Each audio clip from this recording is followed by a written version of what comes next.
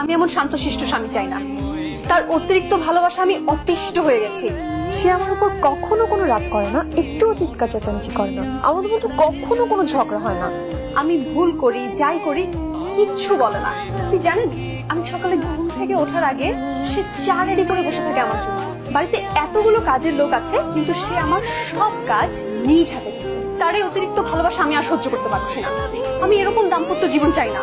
এই একঘেয়ে পরিবেশে থাকতে থাকতে আমার দম বন্ধ হয়ে আসছে।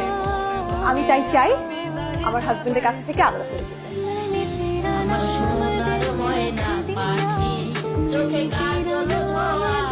আপনি আপনার স্বামীর কাছে কি ধরনের আচরণ আশা করেন?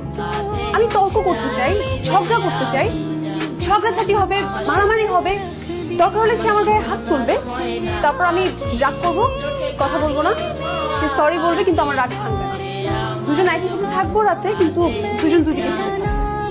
তারপর দ্বিতীয় দিনে সে আমাকে সরি বলবে, আমার জন্য গিফট নিয়ে আসবে, আমাকে আদর করবে, তারপর বলবে যে নবনীতা আমি সরি, আমার ভুল হয়ে গেছে, আমাকে মাফ করে দাও। তখন আমি তাকে মাফ করে দিব। আর আমি মাফ করে দেওয়ার পর সে প্লেটে করে আমার জন্য খাবার এনে আমাকে মুখে তুলে খাইয়ে দেবে। আমি এরকম একটা হাজবেন্ড চাই। আচ্ছা, আপনাদের কি অ্যারেঞ্জ ম্যারেজ নাকি লাভ ম্যারেজ? Arrange marriage. যারা বাচ্চার স্ত্রীর গায়ে হাত তোলা আইনত অপরাধ। আদালত আপনাকে এটা অনুমতি দিতে পারে না। তবে আপনি শারীরিক নির্যাতন না করে আপনার স্ত্রীর সাথে নিয়মিত ঝগড়া করবেন এবং তর্ক করবেন, আর দুদিন পরে মাথা নত করে তার কাছে গিয়ে ক্ষমা চাইবেন। ঠিক আছে?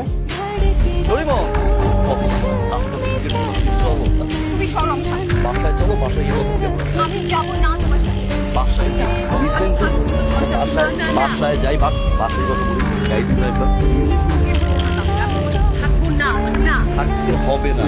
আমরা বাসায় যাই, বাসায় গিয়ে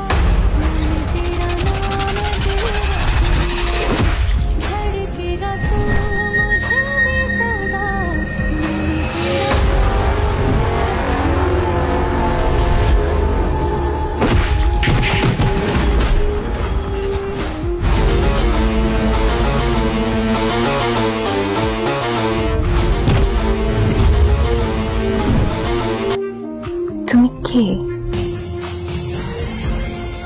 মাফিয়া, সিক্রেট মাফিয়া।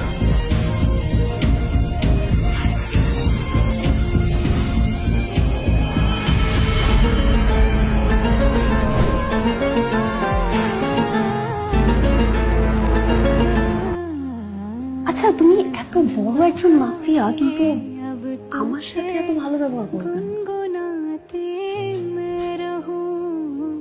এখানে একটা গল্প আছে। এখানেও গল্প আছে?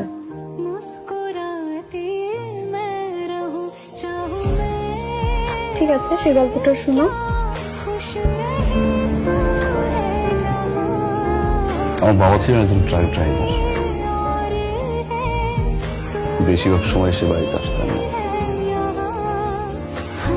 আর যখন আসতেন মাতাল হয়ে আসতেন।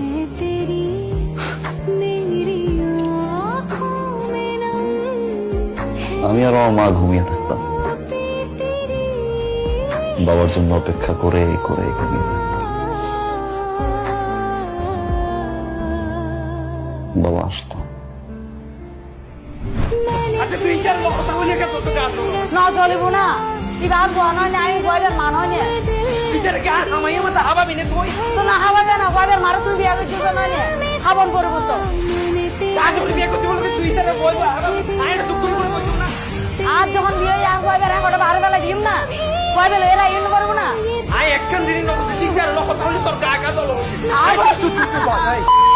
কথা বলে তোর গক্কা লাগে দৌড়ে দৌড়ে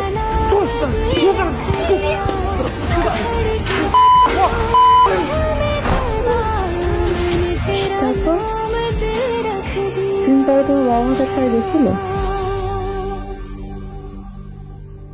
ওটা ছিল আমার সৎ বাবা। আর মা? কয়েক বছর পরেই মারা যায়। গ্যাংস্টার মিস্টার মাফিয়া, আপনার এরকম আরো কোনো গল্প আছে যেটা আমি জানি না?